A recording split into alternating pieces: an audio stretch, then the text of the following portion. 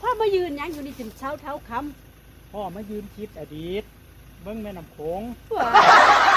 คิดถึงอดีตอีก อ้าว คดีเก้ายังไม่แล้วเราไป